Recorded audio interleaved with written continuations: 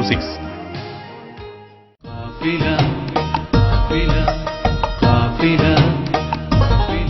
അസ്സലാമു അലൈക്കും വറഹ്മത്തുള്ളാഹി വബറകാതുഹു. ഇന്ന് സമൂഹത്തിലേറെ ചർച്ച ചെയ്യപ്പെട്ടുകൊണ്ടിരിക്കുന്ന വിഷയമാണ് സ്ത്രീധനം. വിവാഹത്തോടനുബന്ധിച്ചുകൊണ്ട് വധുവിന്റെ കുടുംബം വരന് നൽകുന്ന സാമ്പത്തിക സഹായങ്ങളാണ് സ്ത്രീധനം കൊണ്ട് ഉദ്ദേശിക്കപ്പെടുന്നത്. സ്ത്രീധനം സംബന്ധമായി സാമ്പത്തികമായി വിവിധ തട്ടുകളിലുള്ള സമൂഹത്തിനിടയിൽ വ്യത്യസ്തമായ കാഴ്ചപ്പാടുകളാണ് നിലനിൽക്കുന്നത്. പാവപ്പെട്ട കുടുംബങ്ങളിലുള്ള പെൺകുട്ടികൾ അവർക്ക് അനുയോജ്യമായ ഒരു വരനെ കണ്ടെത്തുന്നതിനു വേണ്ടി സാമ്പത്തികമായ മാർഗങ്ങൾ ലഭ്യമല്ലാത്തതിന്റെ കാരണത്താൽ ഇന്ന് കണ്ണീര് കുടിക്കുന്ന കഥകളാണ് വാർത്താമാധ്യമങ്ങളിലൂടെ നമ്മൾ കണ്ടുകൊണ്ടിരിക്കുന്നത്. സാമ്പത്തികമായ പിന്നോക്കാവസ്ഥ, സ്ത്രീധനമെന്ന മഹാമാരിയുടെ മുമ്പിൽ പകച്ചു നിൽക്കേണ്ട അവസ്ഥയാണ് പെൺകുട്ടികളുടെ രക്ഷിതാക്കൾക്ക് വന്നു ഭവിച്ചുകൊണ്ടിരിക്കുന്നത്. വല്ല വിധേനയും കല്യാണം കഴിച്ചു കൊടുത്താൽ തന്നെ സ്ത്രീധനം ലഭിക്കാത്തതിന്റെ പേരിൽ ഭർത്തൃ വീട്ടിൽ വെച്ചുകൊണ്ട് ക്രൂരമായ പീഡനത്തിന് വിധേയമാകുന്ന നിരവധി പെൺകുട്ടികളുടെ കഥകൾ നാം കേട്ടുകൊണ്ടിരിക്കുന്നു. ഈ ഒരു പശ്ചാത്തലത്തിൽ സ്ത്രീധനം എന്ന വിഷയത്തെക്കുറിച്ചുകൊണ്ടുള്ള ഒരു ചർച്ചയ്ക്ക് വളരെയേറെ പ്രസക്തിയുണ്ട്. കേരളത്തിലെ പ്രമുഖ ഇസ്ലാമിക പണ്ഡിതനും വളാഞ്ചേരി മർക്കസ് തർബിയത്തുൽ ഇസ്ലാമിയയിലെ ഇസ്ലാമിക് ആൻഡ് ആർട്സ് വിഭാഗത്തിന്റെ പ്രിൻസിപ്പലും കോർഡിനേഷൻ ഓഫ് ഇസ്ലാമിക് കോളേജസിന്റെ കോർഡിനേറ്ററുമായ അബ്ദുൽ ഹക്കീം ഫൈസി ആദർശേരിയുമായി ഇത് സംബന്ധിച്ചുകൊണ്ട് നമുക്ക് സംസാരിക്കാം. അസ്സലാമു അലൈക്കും വറഹ്മത്തുള്ളാഹി വബറകാതുഹു. സ്ത്രീധനം സംബന്ധിച്ചുകൊണ്ട് ഇസ്ലാമിന്റെ കാഴ്ചപ്പാട് ഒന്ന് വിശദീകരിക്കാമോ? സ്ത്രീധനം ഇസ്ലാമിക സമ്പ്രദായമല്ല. ഇസ്ലാമിൽ നിലനിൽക്കുന്ന സമ്പ്രദായം മഹറാണ്. പുരുഷൻ സ്ത്രീക്ക് നൽകുന്ന മഹർ. ഇതാണ് ഇസ്ലാമിന്റെ ആചാര രീതികളിൽ ഇന്നും നിലനിൽക്കുന്ന സമ്പ്രദായം. സ്ത്രീധന സമ്പ്രദായം ഇസ്ലാമിക സമ്പ്രദായങ്ങളുടെയും ആചാര രീതികളുടെയും പട്ടികയിൽ വരുന്നില്ല എന്ന് തീർത്തു പറയാൻ സാധിക്കും. മഹർ സമ്പ്രദായം വളരെ പരിമിതിപ്പെടുത്തിക്കൊണ്ട് സ്ത്രീധന സമ്പ്രദായം എന്ന ഈ വ്യവസ്ഥ ഇത്രത്തോതിൽ വർദ്ധിക്കാനുണ്ടായ കാരണം, അതിന്റെ ചരിത്ര പശ്ചാത്തലം ഒന്ന് വിശദീകരിക്കാൻ കഴിയും? കേരളത്തിൽ സല്ലല്ലാഹു അലൈഹി വസല്ലമ തങ്ങളുടെ കാലത്ത് തന്നെ ഇസ്ലാം കടന്നു വന്നു എന്നത് ഒരു ചരിത്ര യാഥാർത്ഥ്യമാണ്. ഇന്ത്യയുടെ വിവിധ ഭാഗങ്ങളിൽ മുസ്ലിംകൾ മറ്റു സമൂഹങ്ങളുമായി ഇഴുകിച്ചേർന്നാണ് ജീവിച്ചു പോന്നിട്ടുള്ളത്. അക്കാരണത്താൽ മുസ്ലിംകളുടെ ആചാര രീതികളിൽ മറ്റു സംസ്കാരങ്ങളുടെയും ആചാര രീതികളുടെയും സ്വാധീനം ഉണ്ടായിട്ടുണ്ട് എന്നത് ഒരു യാഥാർത്ഥ്യമാണ്. ഇസ്ലാം നബിയുടെ കാലത്ത് തന്നെ കടന്നു വന്ന ഒരു പ്രദേശം എന്ന നിലക്ക് അങ്ങനെയുള്ള വ്യതിയാനങ്ങൾ സംഭവിക്കുകയില്ല എന്ന് വിചാരിക്കാൻ ന്യായമില്ല. കേരളത്തിലെ മുസ്ലിംകൾക്കിടയിൽ ഇങ്ങനെയുള്ള സ്ത്രീധന സമ്പ്രദായം കടന്നു വരാൻ സാമൂഹിക ശാസ്ത്രപരമായിട്ടുള്ള ചില കാരണങ്ങളുണ്ട് എന്നാണ് ഞാൻ മനസ്സിലാക്കുന്നത്. കേരളീയമായ അല്ലെങ്കിൽ ഇന്ത്യൻ സംസ്കാര ആചാര രീതികളിൽ നിന്ന് ഉണ്ടായിത്തീർന്നിട്ടുള്ള ഒരു സമ്പ്രദായമാണ് സ്ത്രീധന സമ്പ്രദായം. സ്ത്രീധനം എന്ന പ്രശ്നത്തിന്റെ പേരിൽ കേരളത്തിൽ അല്ലെങ്കിൽ നമ്മുടെ ഇന്ത്യയിൽ വർദ്ധിച്ചു വരുന്ന ഈ സ്ത്രീധന സമ്പ്രദായത്തിന്റെ പേരിൽ പ്രായമെത്തി നിൽക്കുന്ന പെൺകുട്ടികളുടെ രക്ഷിതാക്കൾ, സാമ്പത്തികമായി പിന്നോക്കാവസ്ഥയിൽ നിൽക്കുന്ന രക്ഷിതാക്കളും പെൺകുട്ടികളും ഇതിന്റെ പേരിൽ വളരെ പ്രയാസത്തിലാണ്.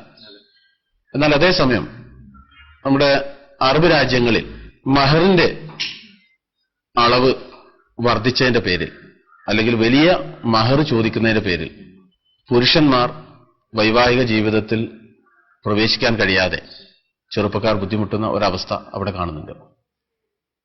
ഈ മഹറിലെ ഈ വർധനവ് അല്ലെങ്കിൽ വലിയ തോതിൽ മഹർ വാങ്ങി പെൺകുട്ടികളുടെ രക്ഷിതാക്കൾ ചെറുപ്പക്കാരിൽ പുരുഷന്മാരിൽ നിന്നുകൊണ്ട് സാമ്പത്തികമായ ഒരു നേട്ടമുണ്ടാക്കാനുള്ള മാധ്യമമാക്കി ഈ മഹർ സമ്പ്രദായത്തെ അവിടെ മാറ്റുന്നില്ലേ? ശരിയാണ്. വാസ്തവത്തില്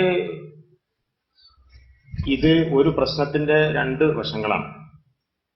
സ്ത്രീധനം നിരുത്സാഹപ്പെടുത്തപ്പെടേണ്ടതാണ് എന്നതുപോലെ മഹറിന്റെ റേറ്റ് ഉയർത്തിക്കൊണ്ടുപോവുക എന്നുള്ളതും നിരുത്സാഹപ്പെടുത്തപ്പെടേണ്ടതാണ്. സഹാബത്തിന്റെ കാലത്ത് തന്നെ മഹറിന്റെ റേറ്റ് ഉയർത്തുന്ന പ്രവണത ഉണ്ടായപ്പോൾ മഹാനായ ഉമർ ഇബ്നുൽ ഖത്താബ് റളിയല്ലാഹു അൻഹു ഉൾപ്പെടെയുള്ള സഹാബിമാർ ആ പ്രവണതയെ നിരുത്സാഹപ്പെടുത്തുകയും അതിനെതിരെ സമൂഹത്തെ ബോധവൽക്കരിക്കുകയും ചെയ്തിട്ടുണ്ട് എന്നത് ശരിയാണ്. മഹാനായ ഗസാലി റഹ്മത്തുള്ളാഹി അലൈഹി ഈ വിഷയം പ്രതിപാദിച്ച് സംസാരിക്കുമ്പോൾ മഹറിന്റെ റേറ്റ് ഉയർത്തുന്നത് അനഭിലഷണീയമായതുപോലെ സ്ത്രീയുടെ ഭാഗത്തു നിന്ന് പുരുഷൻ ധനം ആവശ്യപ്പെടുന്നതും അനഭിലഷണീയമാണ് എന്ന് തുറന്നു പറഞ്ഞിട്ടുണ്ട്. ഒരു പ്രശ്നത്തിന്റെ രണ്ട് മുഖങ്ങളാണ് ഈ പറയുന്ന കാര്യം. അതുകൊണ്ട് മഹറിന്റെ റേറ്റ് ഉയർത്തുന്നത് ശരിയല്ല, സ്ത്രീധനം ഏതായാലും ശരിയല്ല, നമുക്കപ്പോൾ മനസ്സിലാക്കാൻ സാധിക്കും.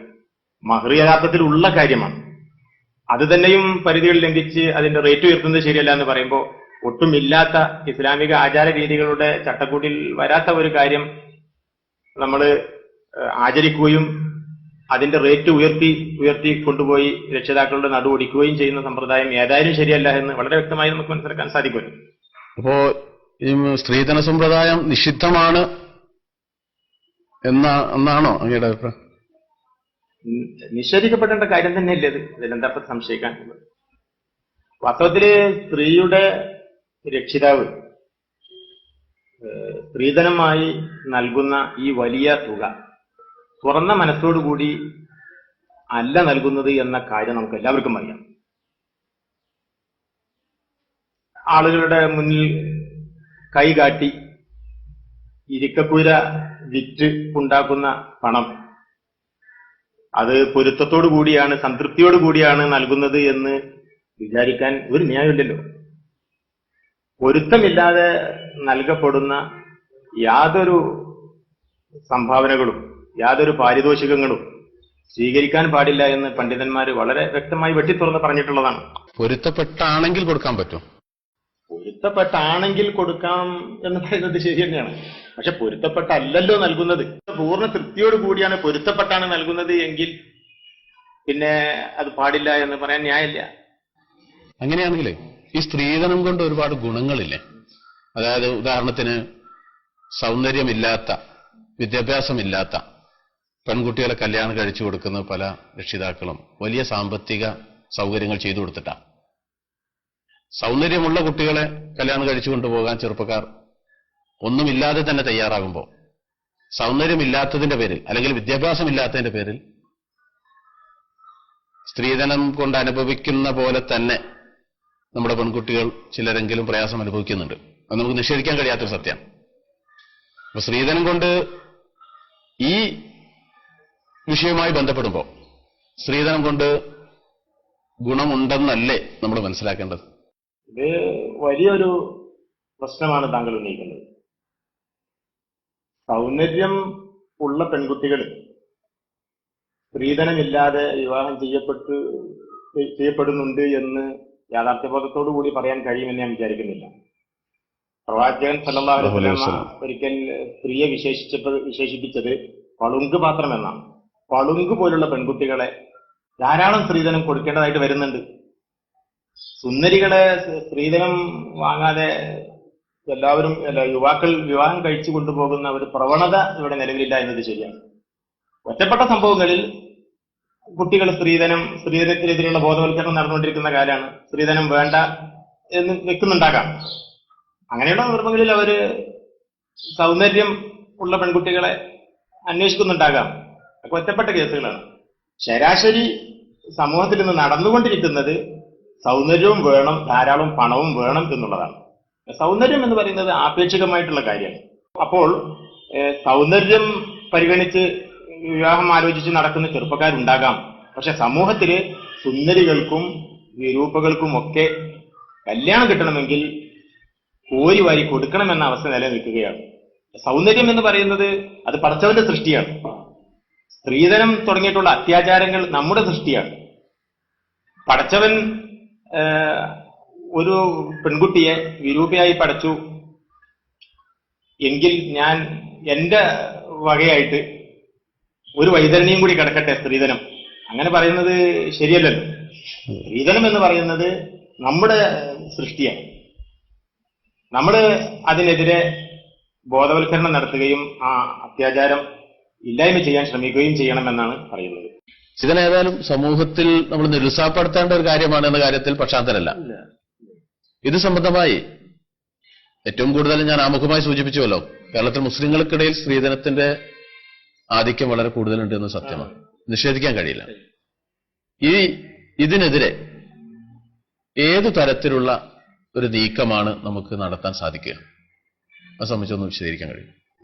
ഞാൻ മനസ്സിലാക്കുന്നത് കേരളീയ മുസ്ലിം സമൂഹത്തില് സ്വാധീനമുള്ള മുഖ്യധാര പണ്ഡിത സംഘടന ഈ സമ്പ്രദായത്തെ നിരുത്സാഹപ്പെടുത്താനുള്ള ശ്രമം നടത്തേണ്ടതാണ്.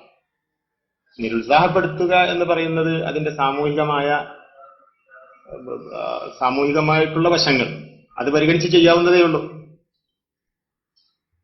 സാമൂഹികമായി ഇത് ഒരു വലിയ വിപത്താണ് എന്ന കാര്യത്തിൽ ആർക്കും തർക്കിക്കാൻ കഴിയുമെന്ന് തോന്നുന്നില്ല. സമൂഹത്തിൽ ഇതിനെ തുടർന്നുണ്ടാകുന്ന ആത്മഹത്യകളും അപകടങ്ങളും അക്രമങ്ങളും എല്ലാവർക്കും അറിയുന്നതാണ്. അപ്പോ ആ രീതിയിൽ ഇതിനെ നിരുത്സാഹപ്പെടുത്താനുള്ള എല്ലാ സ്കോപ്പും ഉണ്ട് എന്നാണ് ഞാൻ മനസ്സിലാക്കുന്നത്. എന്തായാലും സ്ത്രീധനം എന്നത് സമൂഹത്തെ വരിഞ്ഞു മുറുക്കിയ വലിയൊരു വിപത്താണ് എന്ന കാര്യത്തിൽ പക്ഷാന്തരല്ല. അതിനെതിരെ ഏതു നിലക്കുള്ള ഒരു നീക്കമാണ് നമുക്ക് നടത്താൻ സാധിക്കുക? ഈ ചോദ്യം ചോദിക്കുമ്പോൾ കേരളത്തിൽ ഏറ്റവും കൂടുതൽ സ്ത്രീധന സമ്പ്രദായത്തിന് അടിമപ്പെട്ട ഒരു സമൂഹം മുസ്ലിം സമുദായമാണെന്ന് നമുക്ക് നിഷേധിക്കാൻ കഴിയില്ല. അതുകൊണ്ട് തന്നെ അതിനെതിരെ ശക്തമായൊരു നീക്കം ഏത് കോണിലൂടെ നമുക്ക് നടത്താൻ സാധിക്കും? അതിനുള്ളൊരു മാർഗം ഒന്ന് വിശദീകരിക്കാൻ കഴിയും? പ്രധാനമായും മഹല്ലുകൾ കേന്ദ്രീകരിച്ചുള്ള പ്രവർത്തനമാണ് നടക്കേണ്ടത്. മഹല്ലുകൾ കേന്ദ്രീകരിച്ച് പല നന്മകളും സ്ഥാപിച്ചെടുക്കാനും തിന്മകൾ ഇല്ലായ്മ ചെയ്യാനും നമുക്ക് സാധിക്കും എന്നുള്ളത് യാഥാർത്ഥ്യമാണ്. അതിന് പല അനുഭവങ്ങളും നമ്മുടെ മുമ്പിൽ സാക്ഷിയായിട്ടുണ്ട്. അതെ അതെ. ഈ കാര്യത്തിലും മഹല്ലുകൾ ശ്രമിക്കുകയാണെങ്കിൽ നമുക്ക് സൃഷ്ടിപരമായി പലതും ചെയ്യാൻ സാധിക്കും എന്നുള്ളൊരു യാഥാർത്ഥ്യമാണ്. സ്ത്രീധനം ഒരു അത്യാചാരമാണ്, അത് ഒരു വലിയ സാമൂഹിക ദുരന്തമാണ് എന്ന കാര്യത്തിൽ ആർക്കും തർക്കമുണ്ടാവില്ല. അപ്പൊ ആ നിലയ്ക്ക് അതിനെ നിരുത്സാഹപ്പെടുത്തുക, അതിന്റെ മതപരമായിട്ടുള്ള വിധി പറയുന്നതിന് മുമ്പ് സാമൂഹികമായി ഒരു വലിയ വിപത്താണത് എന്ന രീതിയിൽ പ്രശ്നത്തെ നോക്കി കാണാൻ ആ രീതിയിൽ അതിനെ നിരുത്സാഹപ്പെടുത്താൻ മഹല്ലുകൾക്ക് സാധിക്കും. മഹല്ലുകള് പല തീരുമാനങ്ങളും കൈക്കൊള്ളാറുണ്ട്. ആ തീരുമാനങ്ങളൊക്കെ നമ്മുടെ ഫിഖ്ഹിന്റെ വീക്ഷണത്തില് പ്രഖ്യാപിതമായ വിധികൾ രേഖപ്പെടുത്തപ്പെട്ട കാര്യങ്ങൾ ആകണമെന്നില്ല. ഒരു മഹല്ലിന്റെ നേതൃത്വം എന്ന നിലക്ക് ഫിഖ്ഹിന് അല്ലെങ്കിൽ ശറഈന് വിരുദ്ധമല്ലാത്ത ചില തീരുമാനങ്ങൾ, സാമയികമായിട്ടുള്ള ചില തീരുമാനങ്ങൾ മഹല്ലുകൾക്ക് കൈക്കൊള്ളാൻ സാധിക്കും. ആ രീതിയിൽ നമ്മുടെ നാട്ടിൽ ഈ ഒരു ആചാരം നമുക്ക് നിർത്തലാക്കാം എന്നവർക്ക് തീരുമാനിക്കാവുന്നതേ ഉള്ളൂ. അതൊരു സാമ്പത്തികമായിട്ടുള്ള കാര്യമാണ്. അത് വേണ്ടതില്ല എന്ന് വെക്കാൻ രക്ഷിതാക്കൾക്ക് കഴിയും, മഹല്ലിന്റെ നേതൃത്വത്തിന് കഴിയും, പണ്ഡിതന്മാർക്ക് ആ രീതിയിൽ സമൂഹത്തെ ബോധവൽക്കരിക്കാൻ സാധിക്കും. ആ രീതിയിൽ ഒട്ടധികം ശ്രമങ്ങൾ നടക്കേണ്ടതുണ്ട് എന്ന് പറയാൻ ഞാൻ ആഗ്രഹിക്കുകയാണ്. ഒരു സംവാദമോ അല്ലെങ്കിൽ ഒരു വാദപ്രതിവാദമോ അല്ല നമുക്ക് ആവശ്യം. ഇതൊരു അത്യാചാരമാണ്, ഒരു ദുരന്തമാണ്.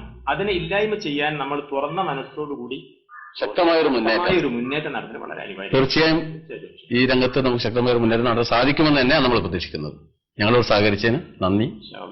ഇങ്ങനെയുള്ള കാര്യങ്ങൾ സമൂഹത്തോട് പറയാനുള്ള അവസരം ലഭിച്ചു എന്നത് വളരെ വലിയ അനുഗ്രഹമായിട്ട് ഞാൻ കാണുകയാണ്. ഇതിന് കളമൊരുക്കിയിട്ടുള്ള നിങ്ങൾക്ക് എല്ലാവർക്കും ഞാൻ മനസ്സ് തുറന്ന് നന്ദി രേഖപ്പെടുത്തുകയാണ്.